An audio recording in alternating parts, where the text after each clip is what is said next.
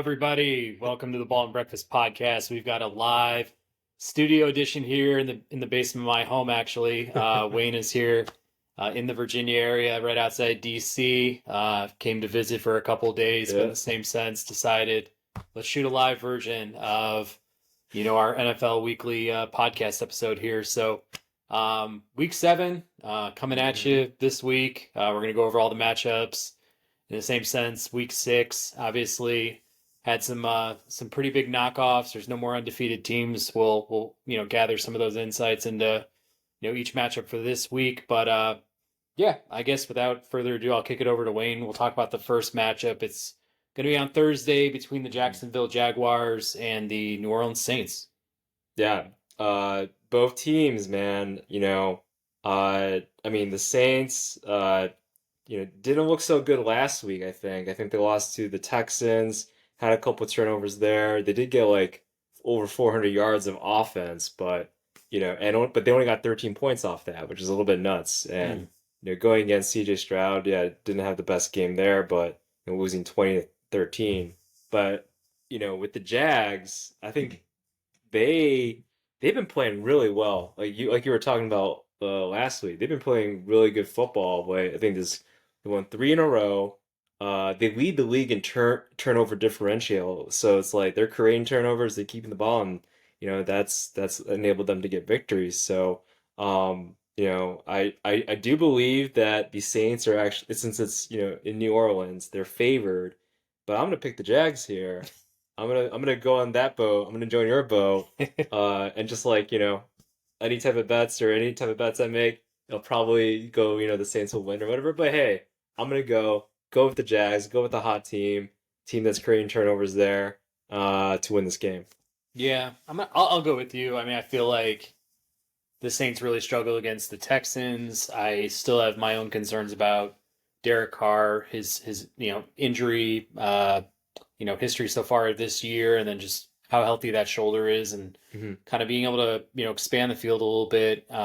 Still not sure what Chris Olave is going to be in this offense going forward, which sucks for him because it's not his fault based on his own talent. But I think Kamara is actually being used in a pretty effective way. He's been very efficient with his touches, but it's like, is that the formula they need to start winning games? And obviously the offense isn't putting up any sort of points or anything like that against, I think, pretty middling opponents. Like Houston's obviously trending in the right direction as a franchise, but I still feel like if you're the Saints, you're gonna you want to kind of lead the division or kind of be the top team there. It's like they're not really showing us that so far. And yeah, Jacksonville, 37 points. Trevor Lawrence, still isn't putting up those heroic stat lines or anything like that. I feel like he's still a little bit on and off with Calvin Ridley, which it probably does hurt the offense a bit. I mean, it'd probably be nice for him to have kind of establish that true number one. Christian Kirk and him seem to kind of seesaw in that, and Etienne's been pretty productive in the rushing game, receiving game, but it feels like the offense, it's like hard to understand like what their true identity is so far. I do think they play kind of really hard together. I feel like there's a lot of continuity on the team itself, so I feel like they're all kind of starting to string wins together, move in the right direction. I think that's there, but I guess if I want to get really bullish on the Jaguars for their season, I want to see them have a little bit more continuity, be a little bit more defined week to week, and it kind of at times feels like it's a little bit of a mixed bag as far as their upside. Yeah, for sure. Yeah. Yeah, and I think the beginning of the year they had that. I mean, it's just, yeah, I guess in the past 3 games maybe more so of their kind of, figuring out their true identity. Defensively, I think has been the big thing, at least in my opinion. But yeah, like we were saying, like ETN, he's been going off some now. He's there was always this thing like when his rookie year it was like him and like James Robinson, right? It's like who's the true running back, but Yeah. clearly he's kind of taken the reins for that, and rightfully so. So I feel like he's been able to deliver, and with the offensive with the wide receiver talent that Trevor Lawrence has, with Ridley, Christian Kirk, I feel like Zay Jones as well. Yeah, they have enough talent to for Trevor Lawrence to distribute the ball there, and then also give it to ETN out of the backfield, and that's really kept I feel like a lot of defenses on their toes of late. That and yeah, the team creating turnovers as well. So yeah, for me, I don't know. Jags playing really good football, I think, of late. And then yeah, Saints to me, up and down team at the moment right now. So Yeah, there are like very few teams you think around the league like that haven't had some concerns or some issues that we could pick at and things like that. So I think we're getting kind of, yeah, obviously picky with one of the, I would say, top teams in the league. Like if they win again this week, I mean, they're right. really starting to establish themselves as like the top team, obviously in that division, which we kind of projected. But um, yeah, I guess for this one, -1, like you said, going to the Saints, I'll take the Jaguars. Yeah, Sounds like you are too, yeah. overall. So we just move on to Sunday. In the day slate, we got the Commanders going on the road against the Giants. Man, yeah, talk about like two teams. I think both teams, at least in my opinion, I think they came up with some high expectations or maybe some bullish expectations coming to the season. Uh, Commanders, started 2-0, but they've gotten into some struggles of late, right? So their defense has, not been playing the best, but neither has the Giants, and I, I think that's kind of been the biggest question, of late. The Giants had a pretty good overall showing, I think, in the last game though, and you kind of wonder, are they turning the tide on something maybe? Uh, but I'm still gonna go with the Commanders there. Sam Howell, I feel like he's he's definitely had his ups and downs, but I think overall he's gotten better. I mean, the pass protection, that's obviously been, I think, the concern. Like, they lead the league in sacks. Some of that is on Sam Howell for sure. Being a young quarterback, just trying to figure out how to read the field. But overall, I think they have enough talent. I think they have enough talent around Sam Howell to make the plays more so than the Giants. And then also on the defensive side, I think they will be able to stop the ball, the running game a little bit. They haven't been able to do it as well. I think they're like bottom 10 there in terms of like run defense, but and that could potentially hurt their chances to beat the Giants, who they are a running team with Daniel Jones, and then Barkley, I think he's back, right? So just something I guess to keep an eye on. But for me overall, I do still feel confident that Commanders will take this over the Giants there. Yeah, I'm gonna play devil's advocate. I'm gonna go with the Oh, Giants here. I feel like they were not like knocking at the door of a victory yeah. on Sunday against the Bills. Seriously, if I was Josh, surprised, yeah, if yeah. Josh Allen didn't like thread the needle there at the end to the no-name tight end that caught his first NFL Yeah. target ever for the go-ahead touchdown there. I thought the Giants were on the forefront of getting a victory, which would have been huge on the road there. Hmm. His team's going to continue to struggle, be inconsistent, everything else like that. I'm not sure if Daniel Jones will suit up and play, but Tyrod Hmm. Taylor like played well enough where I could see him taking the helm again and going against Washington and doing the job well enough. Like you were mentioning, it seemed like there's been some course correction, at least with both of their defenses. Hmm. Locking down their opponents last week. That's nice to see. I mean, for what's worth, Sam Howell had pretty perfect line in terms of his passing from last week. 3 touchdowns, no interceptions, still like a lower amount of attempts, lower amount of yardage, but for a young quarterback, just kind of possessing the ball, not making too many mistakes. Taking care of obviously your running back Hmm. duo there and Terry McLaurin, getting him more involved. Like Yeah. those are all positive strides. I don't know. I mean, I'm pretty whatever about both these teams. Like I mean, I don't like week to week. I think this could be a coin flip, like in a Yeah. lot of these situations. But Okay. I guess I'm just going off momentum, kind of looking at the Giants maybe figuring some things out, especially defensively. Yeah. Offense still seem to struggle a little bit, but going against an opponent like the Commanders, I think Yeah. at home there's a good chance that Sure. they may come out with a victory. Yeah. Yeah. And hey, the Commanders looks like they're 2-point favorites over the Giants on the road. So I mean that really is, I feel like that's a good matchup to take there if you're like want to have some sort of upset there, because Commanders, yeah, they've been up and down, so like why not take that chance there, with the Giants.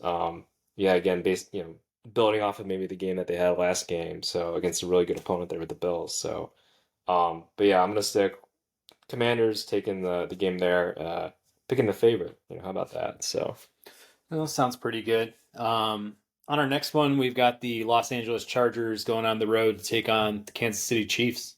yeah, I mean, divisional game here for sure, and then Chiefs. They're still the Chiefs. Like that's it's hard to win against the Chiefs. With Kelsey, with Chris Jones, right, and then basically all the surrounding players. Like they're still. I don't think they have lost a game with all those players still. The big three there. So Chargers. Similar to how we were talking about like up and down as well, and they have all the talent in the world. Have been playing better, but still, Eckler now, right, back and everything. So that's something to keep an eye out on. But um, yeah, it's hard to go not the Chiefs. I feel like maybe Taylor Swift makes an appearance, brights things up, improves the economy in the Kansas City area, a little bit more, right? A little bit of stimulus packaging there happening. So yeah, I'm gonna go still Chiefs. Looks like they're 5.5 favorites there. Uh, I might go the over actually. I might go the over. And for 5.5. But yeah, Chiefs. I think they'll be able to take this one. Yeah, no, I'm with you. Chargers, I think, have a bottom two defense in the league in terms Hmm. of yards allowed. I mean, even Herbert looked a little bit up and down that game against Dallas, Yeah. rightfully so. Dallas is pretty stifling with pressure and does a decent job at coverage, but he just didn't look like himself. Eckler's still kind of getting reincorporated back, into that Hmm. offense. Hard to know like what he can guarantee until we kind of see it, past this ankle injury that he's been nursing. Not really sure if they've really developed another outside weapon, Yeah. beyond Keenan Allen at this point. So it's like, is it Josh Palmer? Is it going to be Quentin Johnson at some point? Is Gerald Everett going to be the guy? So there's kind of like a lot of tertiary question marks I would give LA around that offense. And yeah, Kansas City has been rolling. They have a pretty stout defense themselves. I think they're Yeah. like somewhere in the top 6 or 7, Right. against yardage allowed and things like that. Yeah, and Mahomes is pretty perfect when it comes to just playing pitch and catch and moving the ball down the field and Yeah. using all the weapons around him and just getting everybody involved. And I see this one kind of continuing on with that trend. I mean, the Chargers will probably show up and give them a game, but I think KC will probably cover that spread. I mean, it's kind of cliche to say, but it's like if they are able to get pressure against Patrick Mahomes and get him like throwing air pass, I feel like that's like their only chance. But Patrick Mahomes, he's been playing really well. Maybe he doesn't have the numbers to necessarily back it up. He's still playing at that like cerebral, but all the arm talent in the world type of player, just making all the right choices there. So unless Khalil Mack can get his 6 sacks or something like that crazy game. Yeah, you got to go with the Chiefs here, I feel like. So, Yeah, there's something to be said just about a quarterback and a team that just can win it ugly too. Like hmm, you make the contest really close and you battle right. and like it may not be your best game, but if you can come over the top with a W like against what they did against the Broncos, like Hmm. that shows pretty well in the team. I give teams a lot of credit that are able to still go over even when they've not played their best football. So Yeah. that's something they do pretty well. I feel like over the last few years, like they've consistently, gotten those W's when they needed to. Yeah, yeah. And we're also looking at Justin Herbert's record against the Chiefs. Looks like he's lost his last three too, as well. So, not the best confidence going into this game with the Chiefs and they have. And yeah, their secondary has been playing really well. Against well most teams, but yeah, the Chargers and all their offensive talent, the passing game that they have, and that having Chris Jones as well to create some pressures there. I feel like that should be enough to stifle whatever attack that the Chargers might have. But like I said, if they are able to get some pressure against Mahomes, get an interception here or two here and there, like that's I feel like is the only chance to beat them. So Got it. On our next one, we've got the Cleveland Browns going into Indianapolis to take on the Colts. yeah, this is actually gonna be a good one. I feel like I. I've always talked good about Shane Steichen when he's been able to produce there, but I know they didn't win their last one, and yeah, you know, I don't know. I feel like I've gone bouncing back and forth. I know Browns with this whole idea of like Deshaun Watson, like is he playing, is he not, is he hurt or is he not, and having like PJ Walker play or something. Although that was a nice victory that they had, It's like that crazy. was nuts. Who would have thought? Like for me, it was like, oh, Deshaun Watson not playing, L, automatic Hmm. L. But that defense was keeping them in the game. And then yeah, didn't hit that field goal at the end there. So, Hmm. that's definitely, I feel like that has to have like a, vote of confidence to that team. I feel like, being able to win against the best team, yeah, I've called them the best team in football, uh, especially at roster wise, and being able to win with your backup quarterback, that's awesome. So, um, but yeah, I don't know if maybe this is like me definitely overthinking it of like, okay, you got Minshew over there, right? AR, he's probably not going to be playing, I don't think, right? I think they were saying he's going to be out a couple weeks last week. So, Hmm. um, I have a lot more confidence if he's playing than say PJ Walker. I feel like, Yeah, Grant, and yeah, for me, I feel like that last game with the Browns was like the football gods were just in their favor for that Sunday, So, I'm actually gonna go with the Colts here. Colts at home. nice. I've been up and down with the Colts and everything. I've been on the Minshew bandwagon, so I'm gonna go with them and get this road victory here against. I love this Browns defense. They're Yeah, they're tenacious. So, I just think Minshew definitely. Magic will make a couple plays here and there, and that'll be enough for them there. Yeah, I'm going the other way. I'll take Cleveland. I mean, I hear you. Minshew, speaking of backup quarterbacks, threw 3 picks last week. Hmm. Jonathan Taylor still kind of suspect in their running game. I mean, coming back from, being on the pup list and, not playing games, not being incorporated in their offense. So I think maybe, figuring out what they're doing with Moss and him at the same time, Yeah. maybe a little bit confusing. Obviously with Richardson being out of the lineup, like that might change the face of the offense as well when you shift over to Minshew. But they got stomped pretty badly by Jacksonville. Cleveland, for what it's worth, has been consistently bringing the pressure this year. Has been playing really well on defense. Love what they did against the Niners. That was a super gritty win. Uh, just both on the defensive end. Getting Kareem Hunt involved in their offense. I saw obviously Cooper made that big catch and broke Hmm. a big play toward the end of the game there. Was in their home ball field, but in the same sense, I think this team has figured out a formula probably works for them, Yeah. even apart from Deshaun Watson being there or not. It looks like his shoulder is getting better. He's got a good chance of playing in Week 7, for what I'm reading. So Hmm. if Watson's on the field too, that obviously adds an extra element to their team, to their offense. If PJ Walker's on the field and he's going up against Minshew, I don't want to say that's a wash. I definitely think Minshew's the better quarterback, but Yeah. I think the Browns are the better team. So, yeah, I'll take the Browns to win.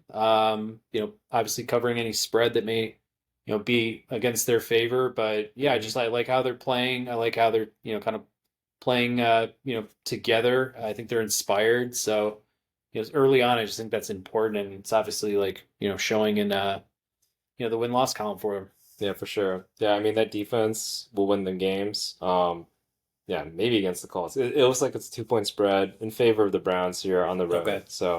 Um, so yeah, going to the favorite there. But yeah, for me, yeah, I don't know. I feel like Minshew, it's one of those, I feel like it's gonna be like an every other week. Like, all right, Minshew has a bad game this week, and then he shows up the next week against the Browns, like one of the best defenses in all football. So, yeah, I don't know. It's just a feeling there, even with the talented secondary that the Browns have too. So, but yeah, if Watson does show up, I'll be like, can I change my pick here? Yeah, Fair enough. he could definitely be a difference maker for sure. Sounds good. Our next one, we've got Buffalo going on the road to take on New England. I mean, the point spread looks like it's 9 here, obviously in favor of the Bills, even on the road. Uh, you know, like, man, you got to take the Bills here. I mean, is it going to be like an upset in the making? I don't know. Like, I can't see that possibly. Then that being said, can I see the PJ Walker and yeah, even that Browns defense, but even this Patriots team more so of like I don't know, I just don't see it. Both on the defensive side, not having some of their top talented players there, and then also on the offensive side, like we've been saying, it's just so anemic. Things need to change there. It's completely nuts. So it's a 9 point favorite for the Bills. You know, Bills sometimes they do play, to their opponent's level if they're not that good. Sometimes that does happen, but it being the Patriots, I feel like they got to bring it, right? They're gonna like, let's just trash this team. Let's put them in the dumpster and fire them up, boy. So I feel like, yeah, Bills are gonna cover that spread, 9 points, and take this victory for them. Yeah, they'll probably do a lot better this week than they did last week against the Giants in that spread. I think Yeah. minus 14 for the Bills against the Giants, and then was ended up losing that game. So I think that was the necessary wake up call they probably needed as a team. I think they're way too talented, especially on defense. hmm To be dropping games obviously like that to the Giants, but then to do it again in back-to-back weeks against very hmm very lowly opponents. Like I'm now putting Patriots in that category after 3 straight weeks of L's. Kind of pulling for the Pats, thinking they'll come back together and rally around Belichick and be disciplined and well structured and everything like that. Like they're just missing talent. It's pretty clear at this point. Mac Jones, I don't know how much more time he has as a NFL quarterback hmm here. I think, looking back to last year, it might have been the Monday night game where they ran the ball like 40 or so times Right. against, Buffalo in that freezing cold game and heavy winds and everything like that. That played to their advantage, but yeah, I mean, all sorts of gimmick schemes aside, like Buffalo, they should be pounding a team like New England. hmm I think the thing we're concerned about is, Buffalo's offense, and it seriously is just so one dimensional. Like that's really going to limit them. It's going to cap Yeah. their upside. I think once we get to playoffs, they're still, playing the same, style of football. It's nice to see James Cook actually get involved in the offense this time and really establish themselves step himself at least like through the run game. But anytime he goes to the air, it's like if it's not Stephon Diggs, it's anyone's guess. I mean, it's anyone's guess who's going to get some targets, but it's just he's the only guy that you can really depend on in the passing game. And I think the Giants probably knew that. The Giants probably schemed up something that hmm would make some of those other guys have the onus. I think Stephon still ended up with his numbers, but yeah, I mean, if I was a defensive coordinator, I would just be thinking of the most opportune ways to expose those secondary tertiary options in Buffalo and just Yeah. try to put the weight on their shoulders. Yeah, no, for sure. Um, and then yeah, to the whole Mac Jones thing, it's like, oh, Bill Belichick did not give him any confidence, like in that post game uh, uh interview that they had. I think it was like something along the lines of, the press is trying to figure out is he the quarterback? Is he the quarterback and all that? Of course, he never gave like a yeah, of course he's right. He's like, no, we just took him out, like whatever. So I'm like, is he gonna is he gonna be a starter at the end of of this coming game? Like that's what I'm wondering. Like, are they Mm. gonna take him out maybe halftime, down by 20 or something like that? I think what they got Malik Cunningham. They just like I think they got signed him from the practice squad or something like that. So I don't know. This whole thing is like, should we just be tanking? Well, in a way, tanking is just playing Mac Jones, basically. Yeah. So honestly, it's like, you know, I'm maybe they're trying to get into this whole Caleb Williams, uh, you know, yeah, the sweepstakes there. So I feel like, yeah, there's something's got to happen. I think with the Patriots and Bill Belichick. He's only getting older. I don't think he has the patience for any of this stuff. So, Yeah.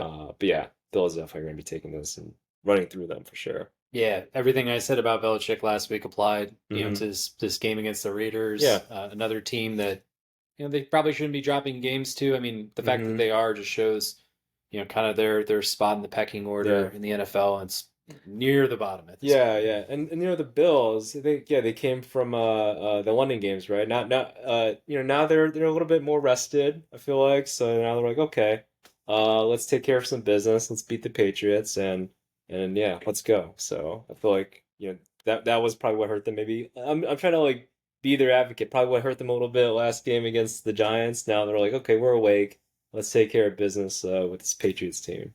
Yeah, well, let's go. Let's see what happens, and yeah, good luck to the Pats. In our next one, we've got the Detroit Lions going on the road to take on the Baltimore Ravens. This is gonna be this is gonna be my game. I feel like I'm trying to figure out like, all right, how can I watch this or whatever? Because you know, Ravens are my AFC team. Like that's like basically the franchise I wish that the Bears kind of like emulated more so of. Strong defense and then formidable offense. More modern. So I don't know, man. I think we were talking about before, like David Montgomery. It looks like he's going to be out. That could definitely be an issue for sure. He's been playing really good football. They have a good offensive line, so that should help some of the running backs. I think Craig Reynolds, he's kind of next man up there. Gibbs, still he might be playing. Keep an eye on that. But you know, yeah, they're running thin on the running back side, and I feel like Jared Goff, he needs like a little bit of run. He needs a running game in order to kind of complement his play action passing, making sure that the edge rushers just aren't like completely rushing it, into him. So, for me, all that being said, I'm gonna take the Ravens then with that. Yeah, Ravens defense has been playing really well. I think, without Montgomery, without that necessary run game, I feel like they'll be able to get to Jared Goff, maybe create a turnover here and there. And then, Lamar Jackson in that offense definitely has been up and down. But overall, they've been able to put some points on the board, and I feel like even against, very tough Lions defense, yeah, I think they'll be able to score some points, maybe score like 21, 24 points, something like that. But yeah, I think my concern more so is Ravens defense against the Lions offense. I think they'll be able to shut them down some against the Lions there. yeah, I'm with you. I think both these teams go to 5-2. A bump in the road perhaps for the Lions. I think I'd like to get more clarity on how long David Montgomery is going to be out for because, Hmm. like I was saying last week, watching him live, seeing what his impact is on the game with that team. He's a different player. He's a difference maker. Craig Reynolds, I don't think he rushes at the same, you know, uh, pace as a David Montgomery. I think that's going to be a total change for them just in terms of what they have talent wise in their stable. Gibbs is a different type of player. Like I think he's electric. I think he's more of a pass catching threat than I would say between the tackles. Hmm. Against the Ravens, that might be a decent way to play. I mean, it seems like if I was to guess, they'd probably have some points of the game where they're running out of negative game script types where they might have to Yeah. go a little bit more pass heavy. But this seems like one of those like get humbled type of matchups for the up and coming Lions. Like they're having a great season so far, but the Ravens are pretty established. I'm sure they'd like to get the taste out of their mouths from their more recent matchups. They just so happened to drop one to the Steelers as Yeah. probably the most clear example of that. But yeah, I mean I trust the Ravens to do their job, especially at home. And yeah, I think this is like a get right game for them. And I think both teams continue to do well for the rest of the year. This will just be one up for Baltimore and one down for Detroit. Yeah. Yeah, and Ravens are playing at home there too. Point spread, yeah, it was like 3. So, they think it's definitely going to be a close game. We'll see what happens, I think, with Montgomery. But yeah, it looks like he's not going to be. I think Dan Campbell said he's going to miss some time, something like that. So, but yeah, we'll see kind of how that game goes. But yeah, the Ravens, just kind of how they, played last week against the Titans. I feel like, yeah, they can definitely win like a really great type of matchup like with the Lions. Yeah, no, I'm with you. Um, our next one, we've got the Las Vegas Raiders going on the road, take on the Chicago Bears. Yeah, man.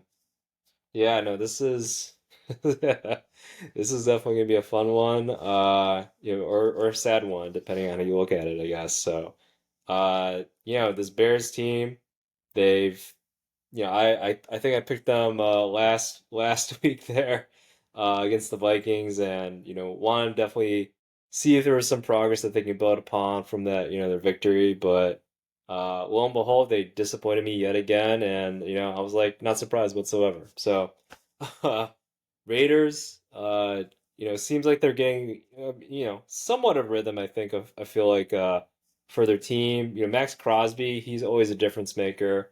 You have him, being able to create some sort of pass rush against Justin Fields. That's enough, I feel like, to just like stifle any type of offense that they can produce. Their backfield has been banged up. Um, so if Crosby, if he's able just to get some sort of pass rush against Justin Fields, then it's game over. Honestly, Justin Fields can run and everything, like, or not just, or Justin Fields, he's going to be out. Actually, Justin Fields is going to be out. Tower Badgett, right? Yeah. He's in, and man, so that's just an ugly look. But whoever it is, like, yeah, at quarterback, like Max Crosby's just going to get there against, the Bears offensive line.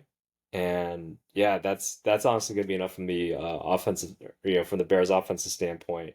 Defensively too, I feel like, you know, Bears, they had to kind of have that soft cover and everything. And I feel like a player like Jimmy Garoppolo and also Devontae Adams, like they're just, hey, get the ball out, let's get it to the right receiver, let's get open, and basically play pitch and catch that way. So it's honestly just, I feel like not a good matchup against the Bears.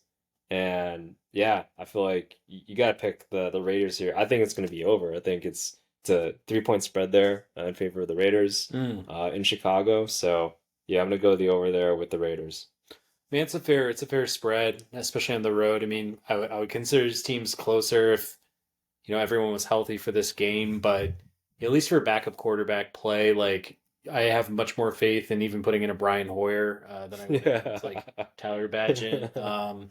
Just seems like that might actually be the quarterback matchup this week if Garoppolo and Fields are both out for this Yeah, yeah, game. So yeah. Garoppolo's hurt too. could be pretty ugly. Yeah, I mean, even if that's the situation, I think your same logic applies to a guy like Hoyer, like a lot of pitch and Uh-huh. catch and just short plays. But it's nice to have Devontae Adams there. Obviously, Josh Jacobs is like, I would say a top 10 back in the league. You've got Michael Meyer now getting involved in the offense a bit Hmm. as a rookie. He had a really good stat line last week with more action. So hopefully they're continuing to kind of like diversify who they're getting the ball to. I mean, Jacoby Myers has had a really good season too. Underrated, fact is, at this point the Raiders are almost a top 10 defense too. So they've played pretty well there and have held opponents to lower yardage, even lower points in a lot of these games. Hmm. So they're sneakily like the second place team in the AFC West, which Yeah. I wouldn't even think about. I didn't even think that they'd be competitive this year. Like I really have little faith in this team, but they're finding them their ways into some pretty opportune matchups based Yeah. on the time of year where the teams currently sit. It's like they keep kind of catching some of these breaks, and I think they go ahead and get another win here. Just outright. I don't know, if it's going to be a wide margin. I would imagine both these teams struggle to maybe put up some points. Hmm. Going into this week, but yeah, just having little faith in the Bears. I mean, once Fields left the game, they were pretty much out of it, but they were already struggling with him on the field. So, and that's against Minnesota, who's also not had the best of years, you know, altogether, and especially on the defensive side. So, yeah, just a little confused. I mean, obviously, if the Bears continue to stack up these losses, we're moving closer and closer to getting, Hmm. one of those top picks in next year's draft by ourselves, and then obviously supplement that with whatever Carolina ends up giving us. So exciting on that front. When Yeah. we look to the spring, but yeah, as far as right now goes, like I think they just take another L here. Yeah, yeah. No, I mean it's like which quarterback would you want? Would you want what Aiden O'Connell, right, or Brian Hoyer versus Tyler Badgett, right? It's like which one would you take with with the respective offenses that you have? Mm-hmm. Like I would definitely take whoever the Raiders have. Yeah. Yeah. And look at those respective offenses too, Hmm. like the weapons that the Raiders have, if the ball's in the right hands, under center, and Hmm. there's a lot of great toys to play with, So yeah, I mean I feel like whoever the Raiders put out there is probably gonna have a better day, on the offensive side. But Hmm.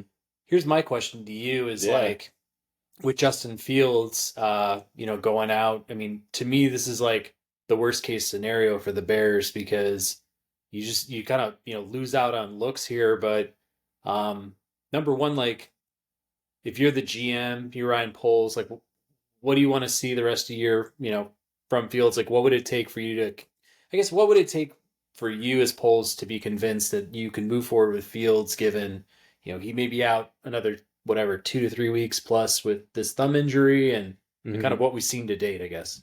Man, if I'm Ryan Poles, and well, first off, it's like, all right, I'm keeping my job, right? Because that badass trader, he had the first overall pick, but at the same time, like you had the first overall pick, like, and you're in this position with a quarterback, young quarterback, like who wouldn't be making a good deal with that, right? I Hmm. think that's my whole thing. But then to answer your question though, man, like if I were to keep Justin Fields, well, first off, is being healthy is one thing. Like he's been hurt basically every single season of his career, I feel like, right? Hmm. So that's one big thing. Being able to stay on the field, like that's essential. So, and then I guess the second part is like, yeah, more of what we saw in that 2 game stretch essentially. And if the offensive scheming can coincide with like, okay, let's definitely play to Justin Fields' strengths. Like we saw some of that, later half of last season. Albeit, yeah, they didn't have the defensive talent around him. Not as many weapons too. Like all those things were definitely factors. But yeah, getting Justin Fields, uh, utilizing DJ Moore, like what perfect quarterback rating, right?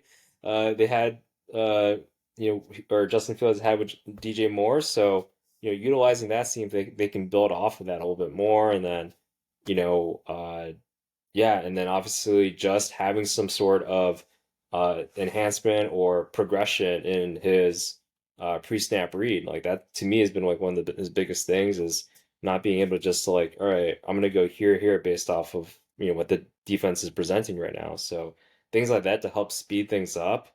But honestly, it's year three. Like, I think most people are were hoping for something more come year three, and it just hasn't been happening. So I think that's where it's like, all right, if he, gets injured again, hey, look, injuries suck. That's, it's not necessarily always his fault. It's just kind of you know, how things played out. But at the end of the day, if I'm the GM, do I want to take somebody that will miss like 4 or 5 games out of the year, like almost guaranteed? Or do I, maybe want to take the unknown, in a Caleb Williams, right? Who I Hmm. think we've thrown around. And I know there's been talks of him maybe not wanting to play for the Bears, but honestly, it's like, hey, if you can bring in whatever, like Caleb Williams, bring in whatever coach you want. Like we want to bring in, if you want to bring in, yeah, is it Riley right over there? If that is feasible, like, hey, let's see what we can muster up there. So, but yeah, like if that kind of comes into play, yeah, I would be open to getting Caleb Williams, but yeah, there would just have to be, I feel like, a lot of things happening with Justin Fields in order to have me satisfied. But like, yeah, we can keep you, but then yeah, maybe we do trade like the number one pick, and kind of do a similar deal what we did with DJ Moore, getting DJ Moore and first rounders right that year. So that's what I'm thinking. Yeah, I mean, Justin Fields, the only game he's had this year where he's really showed out was that Washington game. Mm-hmm. And it was one where I was like, this demonstrates that he has the talent to be a you know, top option at quarterback, in the NFL. Just the fact that he's capable of Yeah. having, games like that, but there's too much inconsistency in his game too. You got in the injuries now. I mean, as a general manager, it's super frustrating to have him go, obviously down right now with this, thumb injury because it's like we just have Mm-hmm. less time to evaluate you, and the team's only going to probably take steps back, with your absence and everything like that. So like you're saying, once we get to positioning ourselves in the NFL draft and stuff, we have to make those calls. You know, I'm kind of with you. I think maximizing those slots. If we happen to guarantee a quarterback selection with one of those, and maybe it is trading down the other one, trying to get as much value back for that pick as possible. Mm-hmm. The only thing I would add to this conversation is Caleb Williams obviously is probably the top guy on the board as far as quarterbacks go. Sure. He did struggle against Notre Dame. Yeah. I think that's real. I think folks will look at that and say, look, he's human. He's capable of having some tough games. It's only going to get tougher when he gets to the NFL. So are we just setting the clock back again for another 2-3 seasons? Like it's possible. It's in the realm of possibilities, but just the way things have kind of panned out Hmm. so far, for Fields and, his time at the Bears, like, you may as well toss him out on the open market, see what you may be able to fetch for a Justin Fields from a team that maybe Yeah. understands, like, hey, I think we could use this guy a little bit better. Like we could, craft something more to his skill set and, take at least a shot on, Yeah. his athletic upside. But yes, from what we've seen, if we're the general manager of the Bears, like I think the smart move is to pull the trigger and just take the red pill and see what else is out there. Yeah, like if the Falcons like if they offer, I don't know, maybe like what, a second rounder, a third rounder, two, like a second or third rounder or something like that, would you take that, right? And Yeah, then yeah, yeah, exactly. yeah. I would. Yeah, Yeah, like I would take it, and I would. I think it's a trade or whatever that works for both sides too, right? Like Ritter, he definitely has his up and downs, but like oh, tossing Justin Fields in there, Yeah, he would kill it. I feel like yeah. so. Yeah, no, like I would definitely be open to that, and yeah, quarterbacks have their struggles, but yeah, between like was it Drake May and everything versus Caleb Williams, at least from what I've seen, yeah, I would take Caleb Williams. So, Mm-hmm. but you know yeah, like having a player like that, and if I'm Ryan Poles, I would want Caleb Williams to be like, okay, we're setting the clock back, keep my job, like let me Mm-hmm. build the team as much as I can. Yeah. Sorry, I screwed up the first time, like getting Eberflus and Getsy and all this fun stuff here, and not establishing good defensive line presence. So it's like get Caleb Williams, and I would definitely be open to Marvin Harrison Jr. if we are able to get like second, third pick or something like that. But I think I mean, I kind of am hesitant to say that because I've been eyeing Marvin Harrison Jr. for so long. Mm-hmm. But I also think it's like we need defensive line help, Yeah. especially on the edge. Like I think I've been seeing, um, was it Dallas Turner from Alabama, and then also Jared Verse, who I like from Florida State. Mm-hmm. So, yeah, I think either of those two players, or if there's some other emerging talent, great. But I think I've been eyeing on those specific two players because we need difference makers on both sides of the ball, Yeah. from quarterback to edge rusher. Because yeah, I think we're still like last in the league in sacks, so Yeah. that's a big thing on the defensive side of the ball that we need. So yeah, like having those two, and we see progress from the Houston Texans immediately by addressing both the quarterback position and the edge rusher position this past draft, right? When they got Will Anderson and CJ Stroud, like just how impactful those two positions, getting quality talent on in those positions does to your team. So yeah, if the Bears, hey, we can take that playbook, say bye to Eberflus, get the offensive coordinator from the Texans, I think I've been talking about. So, and then yeah, kind of replicate kind of at least what we've seen from the Texans and their success so far. Yeah. So that's what maybe I would do, but yeah, I I just want to see a lot more from Justin Fields, I think, at this point. So That's fair. yeah, got excited with Yeah. those two games, but yeah. And I've been fighting people tooth and nail about Fields because I feel like I saw it, I saw his potential and I'm Hmm. like, man, you just need to make some subtle improvements, definitely in the passing game, be able to kind of lead your team. You got to see him like, kind of lead his team to even some like hard fought wins. Like Sure. it's not happening. Like we're in year 3 and we're still, going to be possibly the top team on the board. Like that's just, I know we have a crappy roster and like it's going to be tough to get wins with a team like that, but it's like not even been close. It's been pretty much a landslide in most of the games we've played. So Hmm. it's pretty, obviously extremely ugly. And for, any Bears fan out there, like, you don't really see the light at the end of the tunnel, really, with this Yeah. current roadmap. So, yeah, I think it's time to, shake it up and, make the most out of the capital coming our way. Yeah. Yeah, honestly. And that's just like one example. Maybe maybe the Bears are like, hey, we don't believe in any quarterback. Like I'm definitely much more like I think sometimes we overhype the quarterbacks, right? It's Hmm. like, hey, yeah, to hell with it. Let's just keep Justin Fields. Let's build as much talent. If he is not good enough, like yeah, let's just see him, you know, go bye-bye after the season.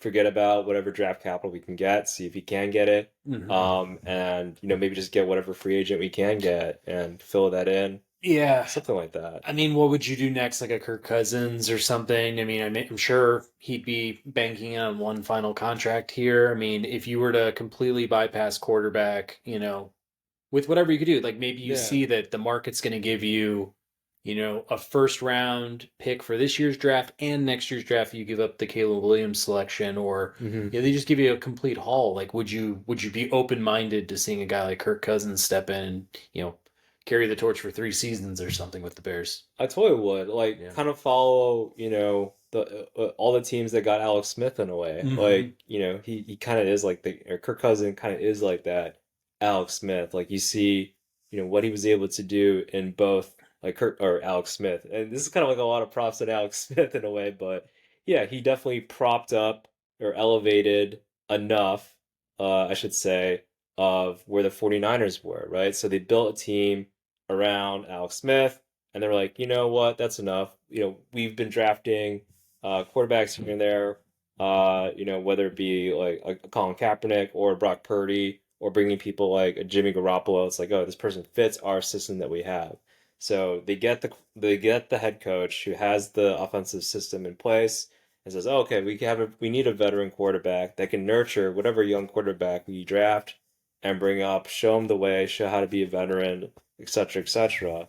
And then yeah, maybe year two, uh, let's just plug him in, or put in the young quarterback in there, see what he can do, let him rip. I feel like that's a better instance in getting all the talented players around the quarterback. Hmm. It's like yeah, you don't have to necessarily draft. I feel like the number one overall quarterback. Obviously a talented quarterback, but we see the success that the 49ers have had with Brock Purdy.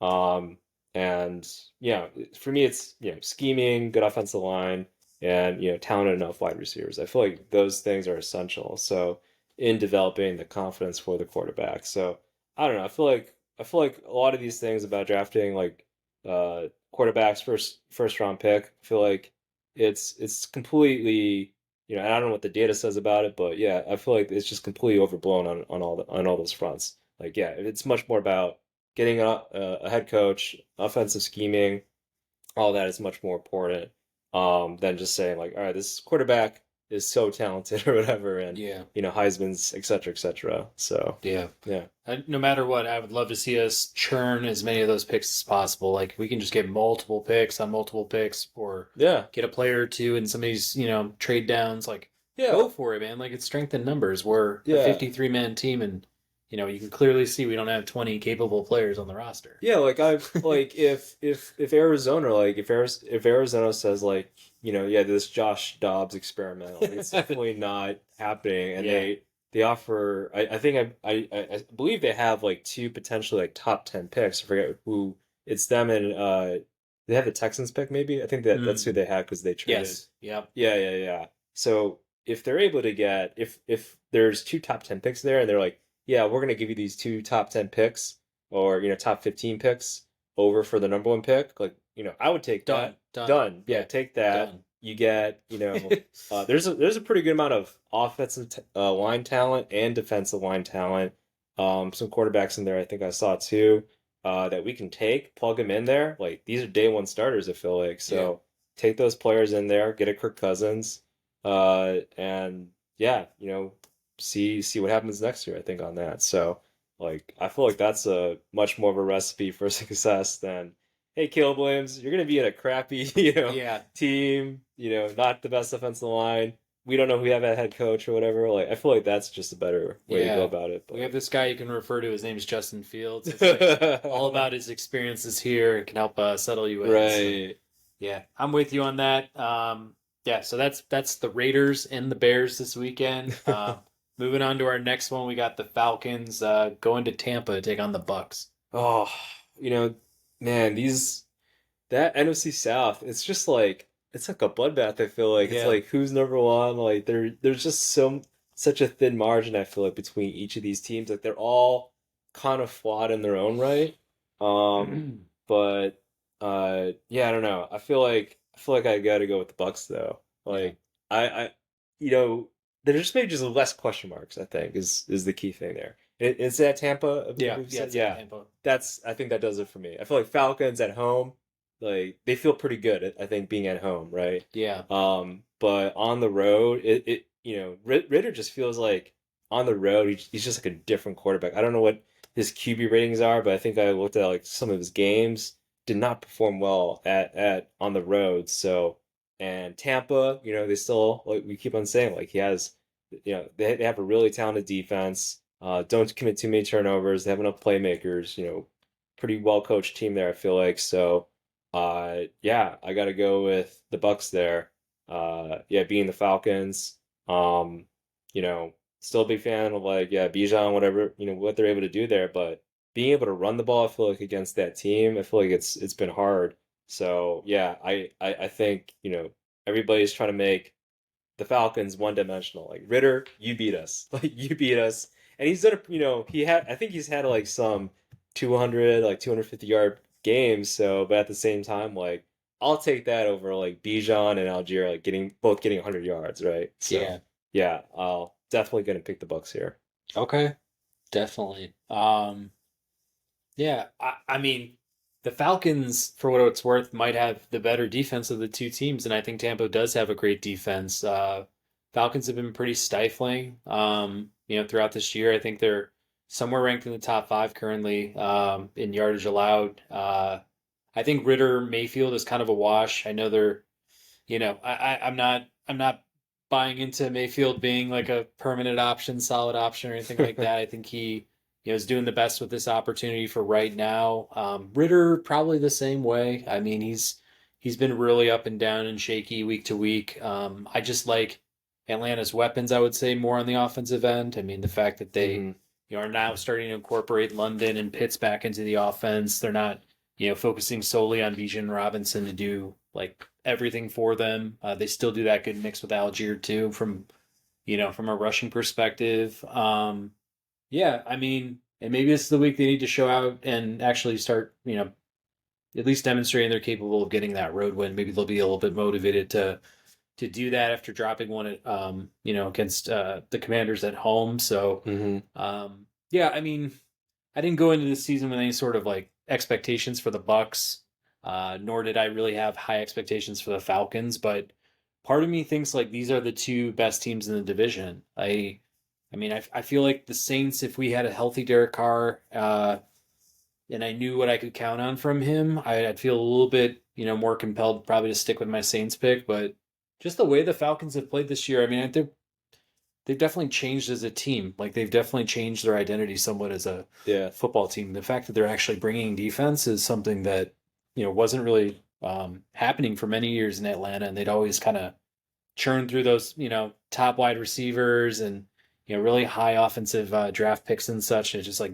never Right. materialized in any sustainable winners, and it feels like they're on that first year of like building that sustainable winner of Yeah. sorts. Yeah, I like the Calais Campbell signing, right, and Jesse Bates. Like those two players, just those two players have like made such a big difference, right? Mm, Like whether it's like culture, I'm sure they have had some sort of culture shift there, like because yeah, I don't think yeah the Falcons had enough young talent to help them out, but those types of players, I feel like they elevate your team there. So yeah, so I think Calais Campbell.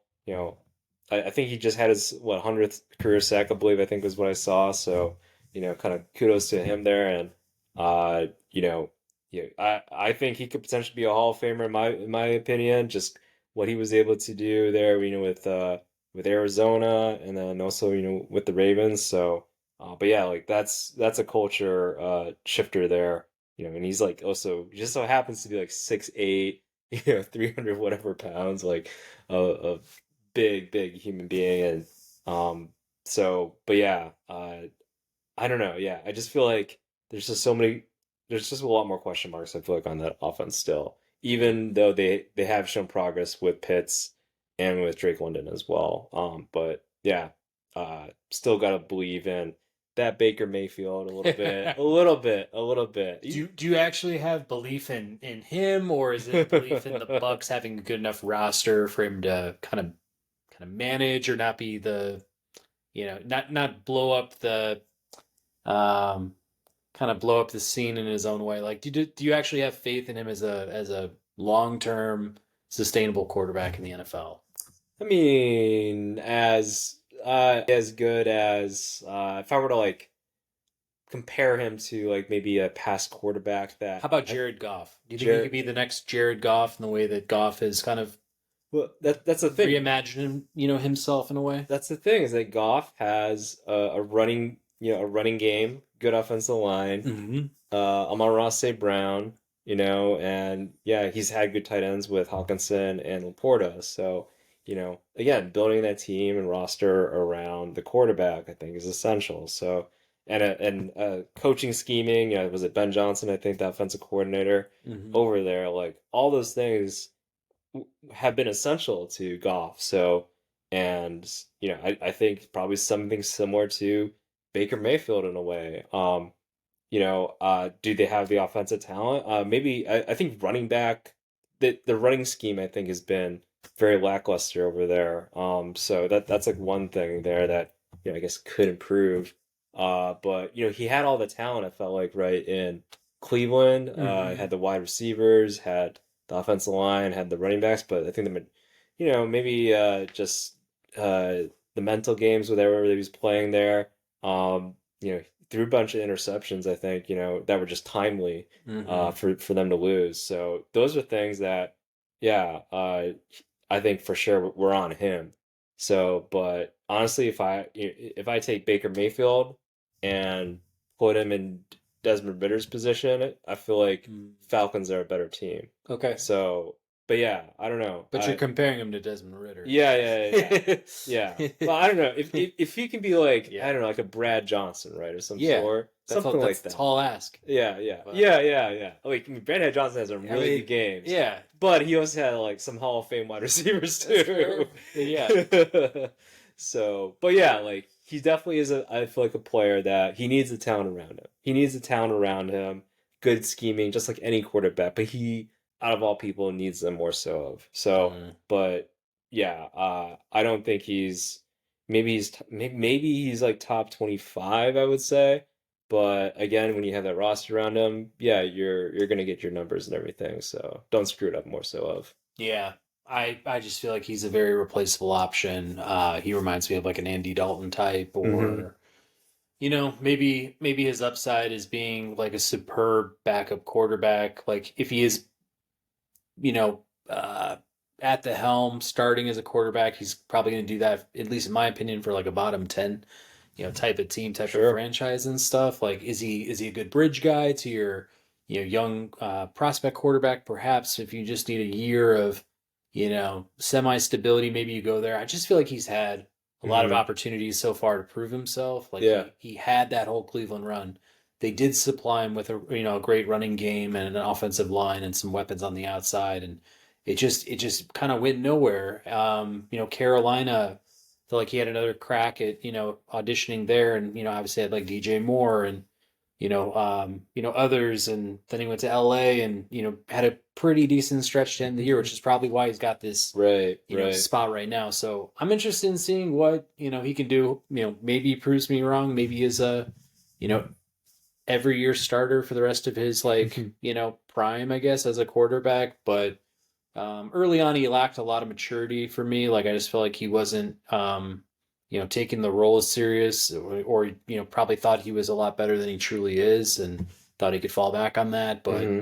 I can see he's like more determined now. I'm just Yeah. wondering if the talent's actually there. Yeah. Yeah, no, to your point, like his attitude, I feel like is very much like I see him again in the locker rooms and everything, but not all the time, right? But like at least from the highlights, right? The Instagrams or the YouTubes, like yeah, he's having a good time with his teammates. He's being that that veteran presence to whatever young wide receivers are there, or just the whole group there. So I feel like that's what you need out of him. Like that's honestly his strength because yeah, from everything I've seen also from Oklahoma, like that's kind of how he was, and Hmm. he just needs to kind of like own to that, Yeah. take that ownership. You know, he's not even 30, right? I think he's like 27, maybe 28, something like Yeah. that. So, you know, still has like some room to grow there, but at the same time, like, yeah, he's had opportunities left and right. You know, he's kind of almost entering. I think a little bit better than Sam Bradford, a little bit. And Sam Bradford had like that good stint, I think, in Philly too. So Hmm. it's like, man, you've had so many opportunities. Like you just got to, you know, take whatever it is you can do here with the Bucks. Uh, but yeah, against a good, talented like Falcons team, it'll be tough for sure. But you know, I think there's enough around them, especially on the defensive side of the ball. I feel like is where the Bucks, like, I think they stand a little bit more on. No. Yeah. Yeah. So we'll see. Yeah, I mean, can Mayfield, be the guy? Can he kind of string it together here? I feel like my last point on Mayfield is like he needs to excel in all those intangible categories Yeah. as a quarterback of his size and stature. Like if you're coming into this league and you have the athletic ability of an Anthony Richardson or the arm of a Justin Herbert, I feel like you can maybe feel a little bit more confident about yourself or maybe have a little bit more kind of swagger, maybe like let down in some of those other categories a little bit. But Hmm. if you're, a guy of, Mayfield size stature, if you're Bryce Young out there, if you're somebody else, like you need to nail every other thing, Hmm. effort, energy, leadership. Like you need to be all that and more if you're, Yeah. seriously coming at uh, maybe a little bit of a disadvantage on all those other like physical characteristics. Yeah, yeah, you can't be Eli Manning. Like, Yeah. you honestly can't. Like, sorry. So, no offense well, a little bit of offense to Eli Manning. But yeah, like Eli Manning had the pedigree. You know, he's like what, 6'3", 230, whatever too. Is Hmm. like, you know, good size, but yeah, you know, not the most vocal leader. Did have his clutch moments and did all that, but yeah, like he you know, you put him into that situation or you shrink him down a little bit. Not give him as that arm talent or the pedigree and everything. Yeah, like he definitely would not be in the NFL for that long. So, Yeah. yeah, Yeah, bad vibes just don't lead to winning, like take a Zach Wilson, take, other guys with like questionable attitudes and stuff and like yeah, as a quarterback that doesn't translate into W's. yeah. And you see, like, yeah, not, yeah. I mean, Tom Brady, obviously, like Mm, he was definitely like you saw him early on when he was with the Patriots, and then now I see him like doing like speeches, like motivational speaking now, yeah. and he definitely owned it. Like he owned his entire career, and is like, yeah, oh, Drew Bledsoe, former number one overall pick and everything. You know, he went down. I was not going to give that job away again. So Right. like that attitude was just tenacious. So yeah, I think that's all essential. I think to having a winning culture and obviously yeah, good quarterback play. For sure. No. Next one up, we got the Pittsburgh Steelers going on the road to take on the LA Rams. Yeah. Oh man, these two teams, like they're battlers, I would say. They definitely have their flaws. Steelers, that offense, Canada, like he's still there, I think, right? I don't think I've seen the trend on Twitter yet.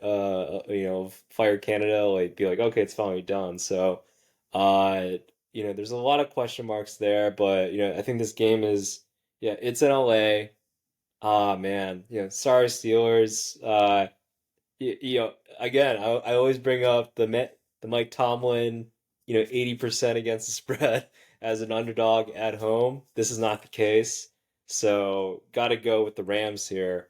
In LA, defense is, playing well. Offense is getting the groove on, with both Puka and then also Cooper Cup there. Uh, both healthy. I know they don't have Kyron, but honestly, like they can put whomever there with those two wideouts and someone healthy Stafford, right? I feel like that should be enough offense to get some points on, even against like a tough Steelers team here. So, yeah, I'm gonna go Rams. I think the Rams are favored by 3, I believe here. Yeah, favored by 3, and yeah, being able to get a home win here.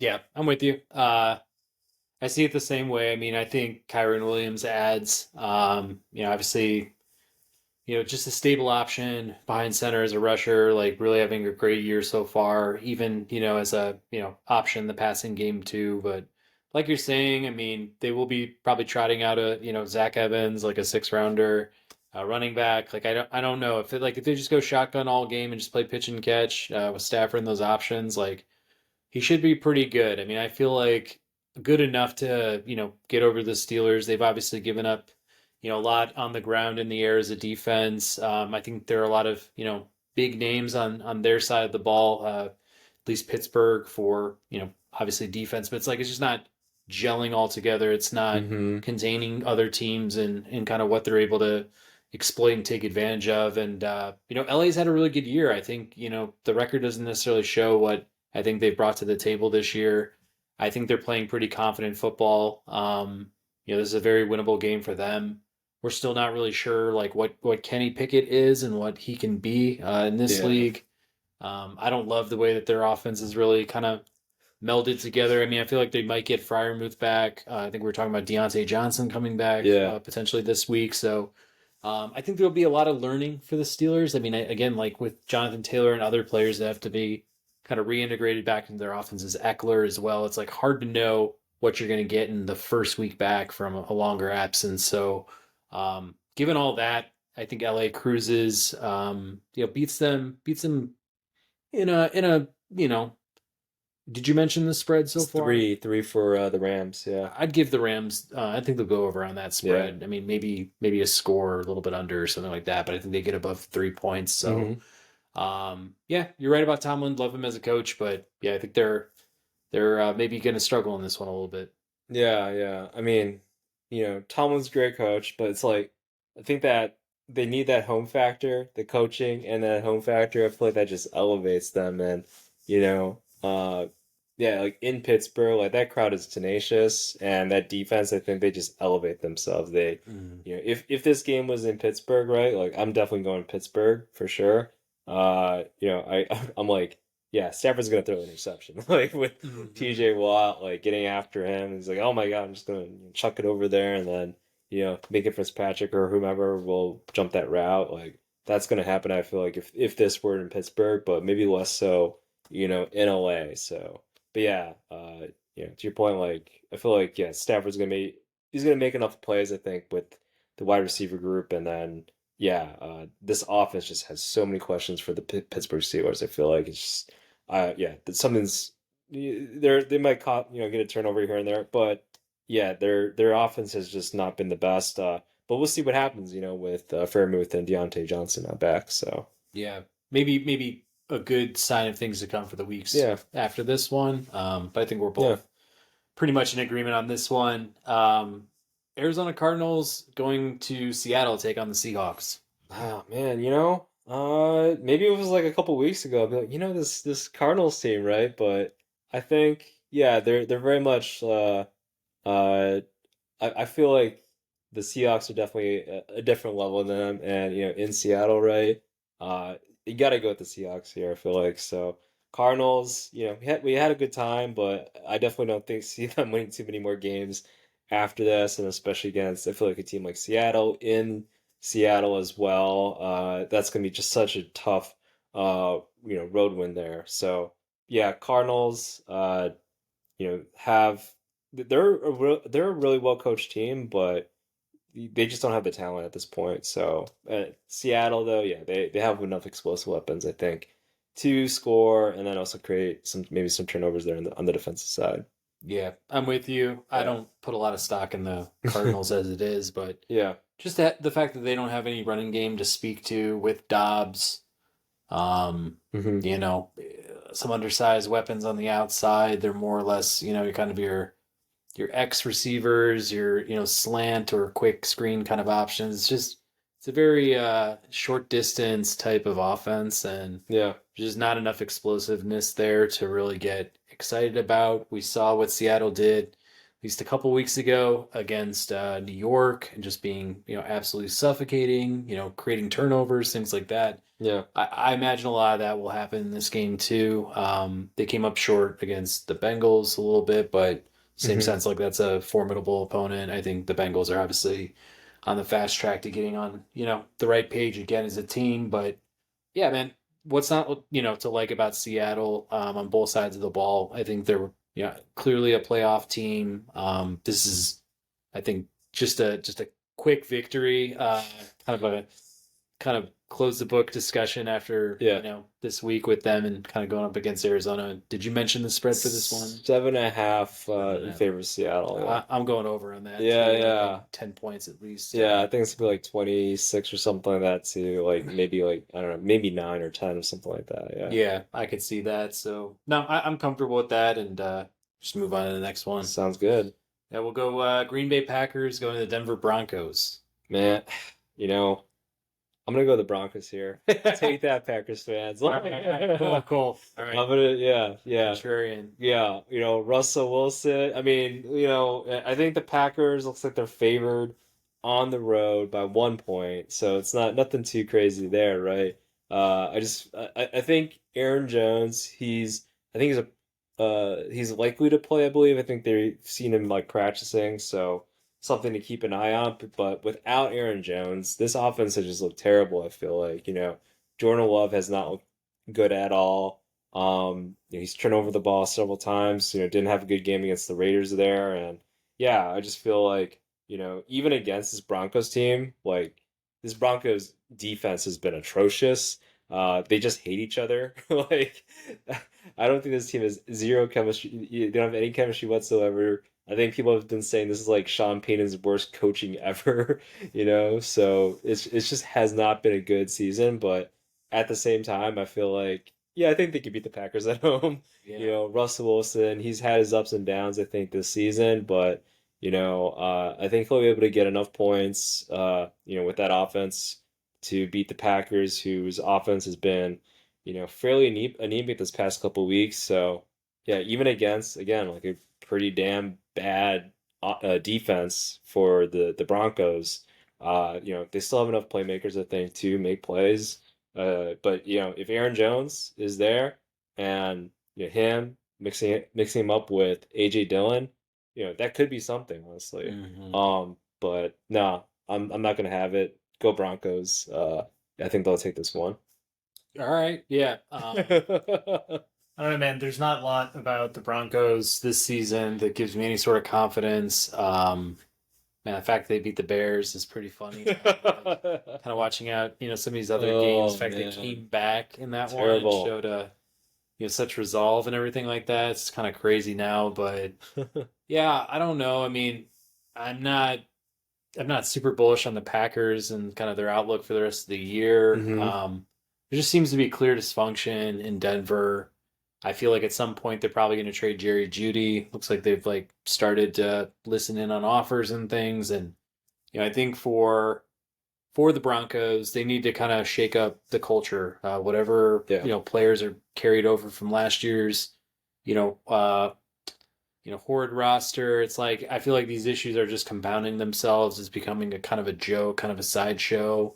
So yeah, Peyton hasn't righted this ship. Neither has Russell Wilson. So it's like, what's next? Like Yeah. I think at this point you got to make some trades. You got to start, you know, uh, elevating new players to start in new positions. Like give Marvin Mims some more looks from the outside. If Javante is inconsistent, at all injured, maybe we're, incorporating a little bit more Jaleel McLaughlin into the offense, something like that. But yeah, I mean, the fact that they like went out and signed McGlinchey to that big contract and it's really Right. amounted to like nothing, and his defense is at the bottom of the league in terms of Yeah. just yardage, everything else. It's becoming kind of a joke, and I just think effort isn't there whatsoever. I think the Packers still care. I think there's a certain level of upside that team's going to have this year. Like 500 ball would probably be Hmm. a hell of an outcome for them this year and like year one of Jordan Love. But Hmm. yeah, I think they go on the road. I think they play good enough football to get a W, and I'll just leave Yeah. it at that. Yeah. I mean, McLaughlin, he ought to get the ball like all the time. Yeah, He plays amazing. yeah, I Like think they're yeah, solid. yeah. Wasn't he like was it the NCAA's like all time rushing leader or something like that? Like You would know. I don't I know. don't Yeah, something like that. yeah, So he just picks it up. But yeah, he looks great out there. Like they just need to give him the ball more, I feel like. And have him as like the featured back or something because yeah, like he doesn't get as much touches I think that he deserves. So, Hmm. and honestly, that could cure everything for them. Like, yeah, but maybe not on the defensive side of the ball. I think they've been like getting rid of players too. So, Yeah. but yeah, They've been operating with caution with Javante, so it's like yeah, I think Javante did great with the touches that he got, but if he's recovering from multiple ligament tears last year in his knee, it's like I wouldn't, especially in a year like this, I just wouldn't hurt his career or diminish his chances of having a better season next year if you sure, could just ease him back into play more consistently. But sure, yeah, his team is completely broken. Don't know what to expect out of a lot of these guys. Cortland Sutton is kind of an afterthought. If honestly, if I was them, they've already depleted all their draft capital from that trade with the Seahawks, where yeah, it's time to kind of go back out on that market and try to recoup like some of your losses. And right. what do you do in this Russell Wilson experience? I mean, you got to kind of sit in it and take the bullets. And I don't know, maybe Sean Payton resigns after this season if it's really that bad. But Yeah. I mean, nothing that he's doing is working either. So I I mean, don't could know. you imagine though? It's like two head coaches with the same quarterback, uh, either either being fired or resigning, back to back years, right? Yeah, Like, unprecedented. Yeah, yeah, especially for yeah, a guy who's like tied to Russell Wilson, who yeah, should be more reliable in that sense. exactly. But it's like, yeah, like this deserves it, I feel like in a way. Like, Yeah. the things he said, Mhm. the locker room feel, it seems like is completely depleted. And we're not in Denver, but we feel it over here. Like, Yeah. talk radio is talking about like this is terrible, like what's happening. So Yeah. yeah, I feel like this just basically warrants like Sean Payton to go. Yeah. So I yeah, mean, what he just hasn't seemed like happy or positive even like from the get-go with this role. So it's like yeah, you kind of question like why'd you even take this job? And I yeah, mean, now that we sit here, we kind of think about it. It's like we had this whole conversation a couple weeks ago about Belichick and Brady. uh-huh, Probably be talking about Breeze Payton. Like at this point, you look around the league at like top coaches. I mean, I mean, maybe if a coach is, wedded to a Hall of Fame quarterback, like we right, really have to critically think about how good of a coach this person is yeah, versus maybe a coach that plays with lesser parts or, is able to assemble a great defense or, yeah, great team offense around a, middling to, mm-hmm, average quarterback and you get the most out of everybody. mm-hmm, You look at a Tomlin, you look at McVay and Shanahan, all those guys, and it's like, yeah, like maybe those guys are truly some of the greatest, coaches in the league right now. yeah, yeah. I think them, and then no, for sure them, and then yeah, also, what we've seen with Andy Reid, Kyle Shanahan, like both of those head coaches have had multiple quarterbacks, right? Like we all remember when Andy Reid had was it like AJ Feely, when Mhm. like Don McNabb was hurt, right? Like being able to bring in a backup quarterback and design a game plan around that quarterback's strengths, right? It's like, okay, AJ Feely, he doesn't have like a rocket arm, so we're gonna do screens here and there, and that'll be enough for us to defeat this team as long as he doesn't make mistakes, right? Like things like that produces a winning team, winning culture. And yeah, so I think to your, bring it back to like Peyton and Breeze, yeah, Peyton really hasn't done much, with or nothing at all, right, without Breeze, obviously, and Mhm. then Belichick, we're kind of sensing that same thing. I think they did have that one playoff victory or playoff appearance with Mac Jones, but so did Matt Nagy. Like, blind squirrel finds a nut every so often. So Yeah. I don't know. Yeah, I just yeah, I think that's where you definitely see good coaching kind of rise when you don't have the most talents around you. You don't have a Hall of Fame quarterback, right, at your disposal there. So Gotcha. yeah. On to our next one, the Sunday night game. We have the Miami Dolphins going on the road to take on the Philadelphia Eagles. This is gonna be fun. This is gonna be fun. This is gonna be fun. But I this kind of has, in my opinion, like a similar, I guess, like vibe as that Dolphins versus Bills game in Yeah, a way, yeah. like kind of like that. And like yeah, Eagles, not the greatest loss really that you had there. And I think they're gonna come out angry as hell. It is part of the Philly culture, and the Dolphins when they went against the Bills, it's like, yeah, a good defensive game plan. that can definitely stifle what they're doing over there with Miami, and I think they have enough uh, defensive line help, to get some pressure on Tua, and so Tyreek Hill isn't able to just like do a fly route and beat whomever because that's what he does, right? So things like that. I think they'll be able to do. And they have a great, Eagles have a really great secondary as well. So all those things I think come into play here. Angry and the talent to stifle them on the defensive end. If A-Chain was around, that could be something just because he's explosive and having him and Mostert too, and being able to run the ball there effectively, that could be something. But if A-Chain, he's out, and that's just could be Mostert.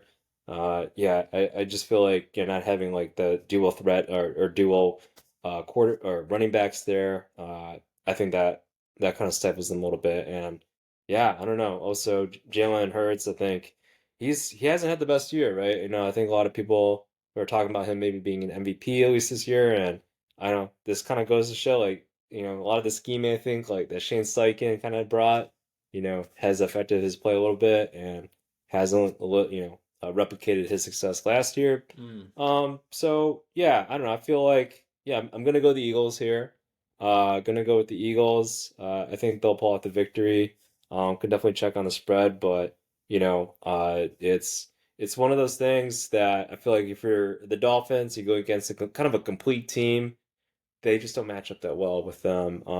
Being able to not have Tyreek beat you so badly he does, it almost feels like on a regular basis. Like having those elite level teams, good coaching, good scheming, right, can kind of mitigate any type of effect that Tyreek Hill has on you. So yeah, gonna pick the Eagles here.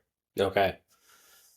Yeah, first off, I love Jalen Hurts. I know he's been like not your statistical darling, and his Yeah. his year doesn't look as flashy as it did last year. I feel like this guy still wins. Hmm. I forget the stat from maybe a week ago or so, but it was like I think he's like 21 out of his last 23 in terms of just wins, overall wins, Sure. getting his team into those positions to get the W's. I mean, the tush push is like the ultimate game breaker.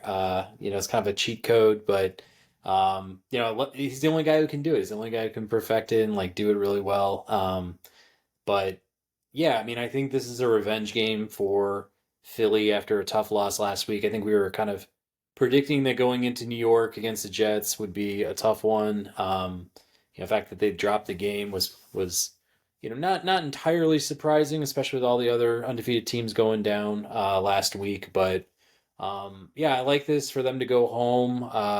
Still playing tough football against Miami. Like you said, I kind of agree. Miami's had one of the best rushing threats as a team in recent NFL history up to this point. I mean, Mostert's average yards per carry is like one of the highest marks I think I saw since like Bo Jackson or Yeah. something on Sunday. So for that to be the case is just ridiculous at 31 years old. But like you're saying with Chan out, trying to reincorporate Jeff Wilson back into that offense, we'll see.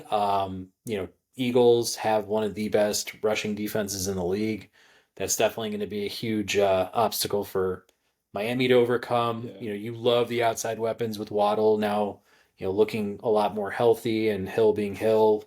Tua's playing great, so that's another boon for them. But yeah, this is another one of those games where Miami, I feel like, is going to take this loss, but it's not gonna upend their year. It's not going to change the direction of their team. I Hmm. just we'll see what happens once we get to like playoff time with like what Miami has, been establishing, but Yeah. they're men, they have some men down, and in the same sense, like I think they'll learn from these types of losses from teams that have been there and done it, and Hmm. they'll bounce back and definitely be a threat when we get to playoff time. Yeah. I mean, at this point, I feel like the Dolphins, a couple of things is like, all right, a full healthy season of Tua, right? I think would be essential. And then I know there's also this talk of like Tyreek wanting to retire and like be a porn star too or something like that as well. Like all that, like okay, maybe don't retire too soon. Like that'd be nice for them.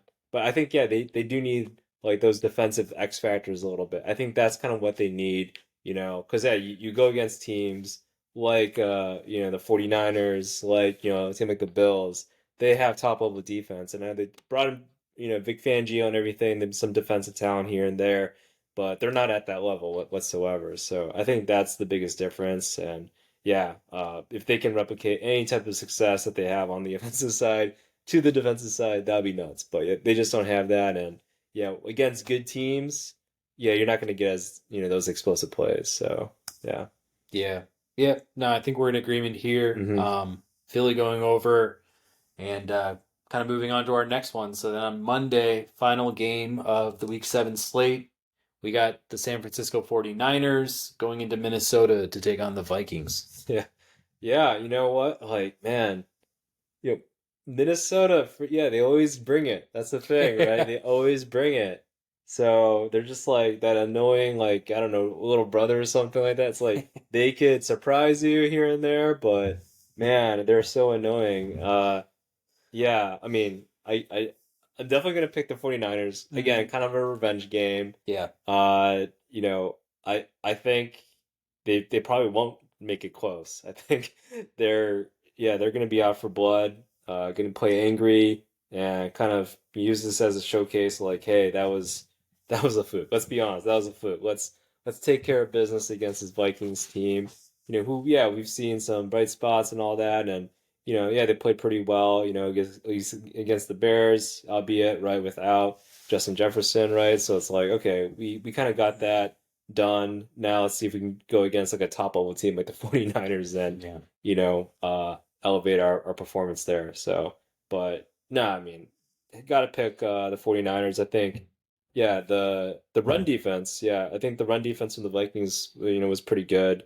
Yeah, at least, again, against the Bears, that's always something I think to be concerned about. And then, yeah, especially against the 49ers, I think there's been some questions like, oh, is McCaffrey going to be hurt maybe this week? That's something to keep an eye on. But even without that, like, I think they have enough talent. And, Kyle Shanahan, he knows how to get like 100 yards out of anybody. So I Hmm. feel like yeah, they'll be fine there. And, Brock Purdy is going to be Brock Purdy.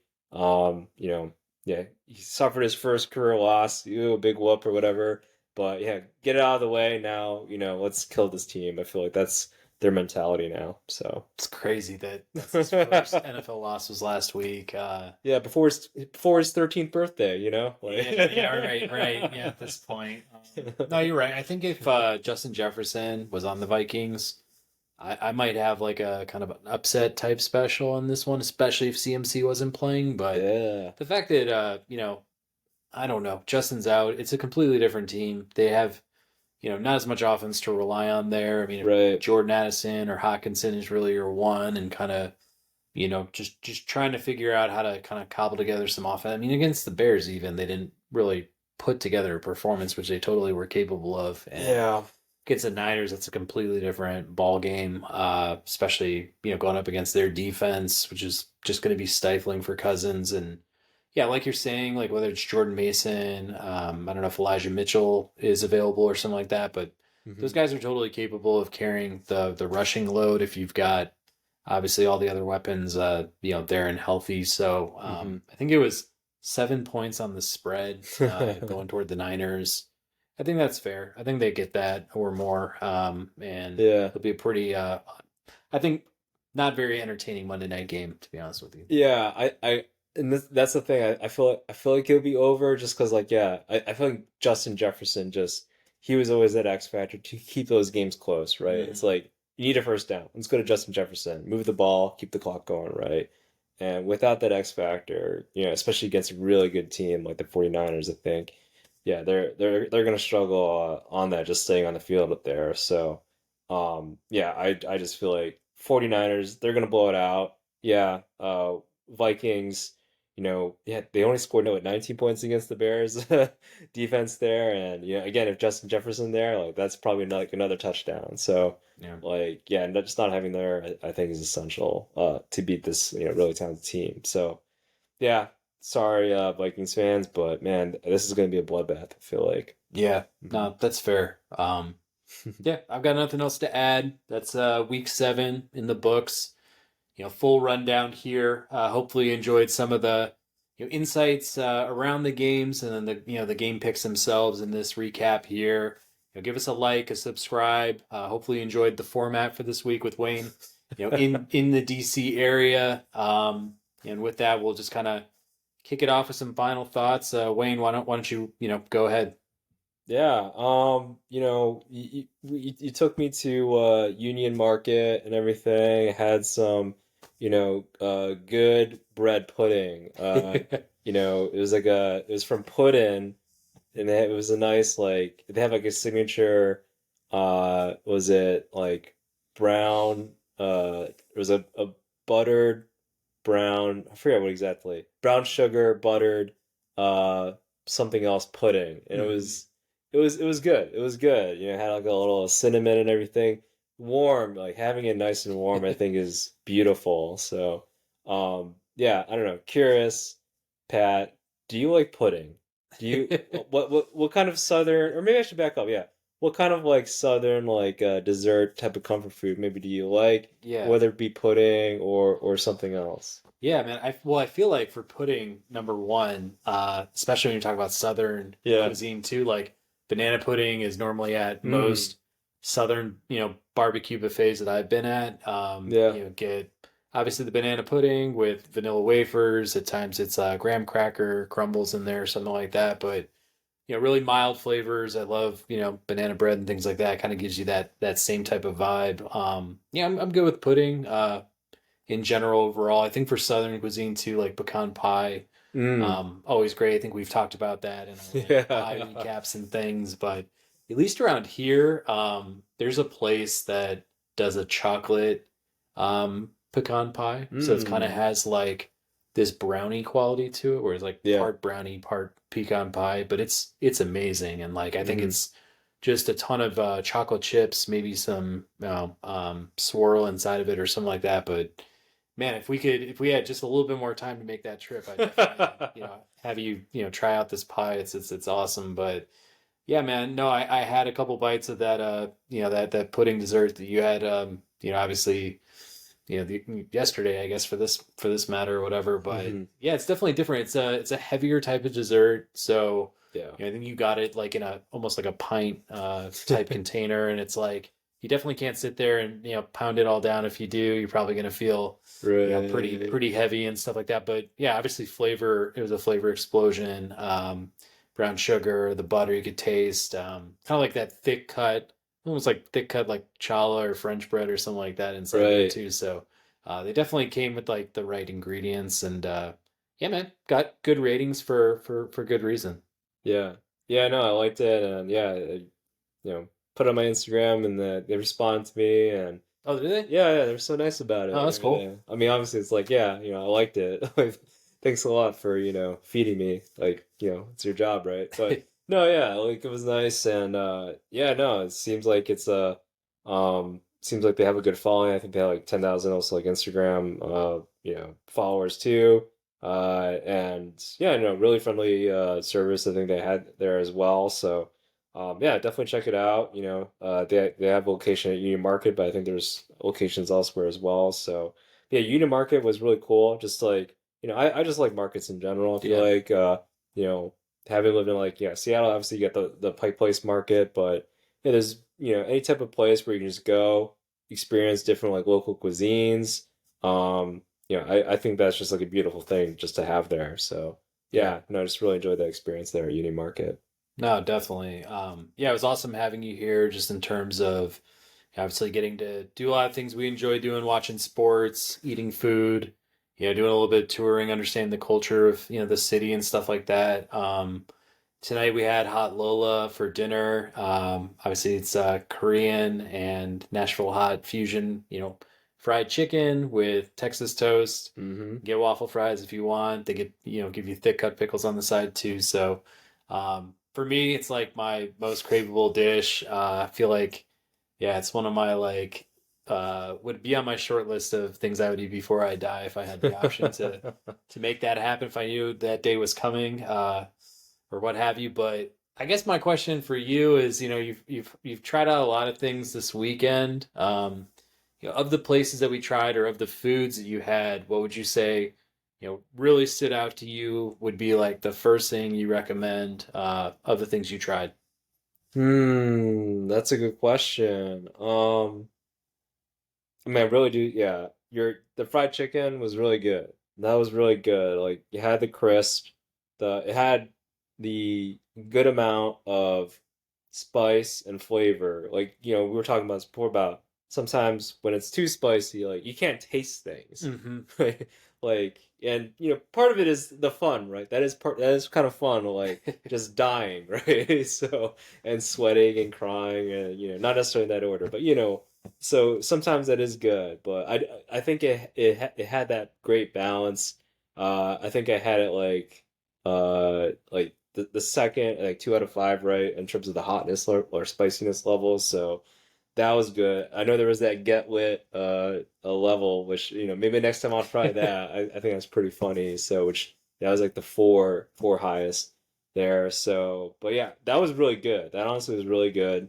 Um, I definitely liked Call Your Mother. Mm-hmm. I get the hype, uh, for sure. Like I know there's more locations, etc. But yeah, in terms of like having like a nice bagel type of sandwich, right? Like it hits the spot. It hits the Mm-hmm. spot. So yeah, it was really delicious. I think just having all those things, within a bagel and everything, and yeah, I've been to New York. They have awesome bagels too. But yeah, this definitely, I can see why, a lot of people probably from New York in the DC area, yeah, they want a good big location. They probably, go to some place like and call your bagel, I feel like. So, Yeah. yeah, I definitely like that.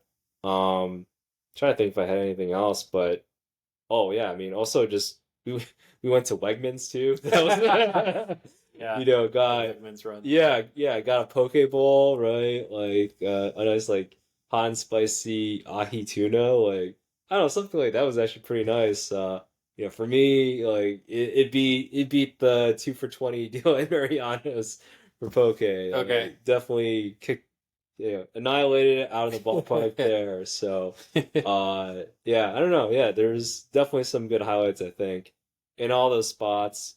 Um, and then yeah, there was also like a nice bar that me and a couple friends went to after some Korean barbecue, Barkada, up in Shaw. Mm. It had some.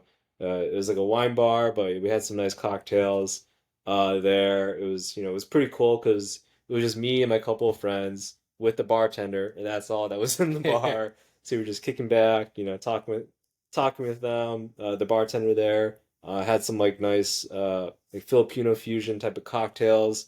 Had a little bit of like calamari, which is like a mix between like a lemon and a lime, and then a tequila, and then also I think there was some honey in there as well. And I don't know, it was just a great combination cocktail. Yeah.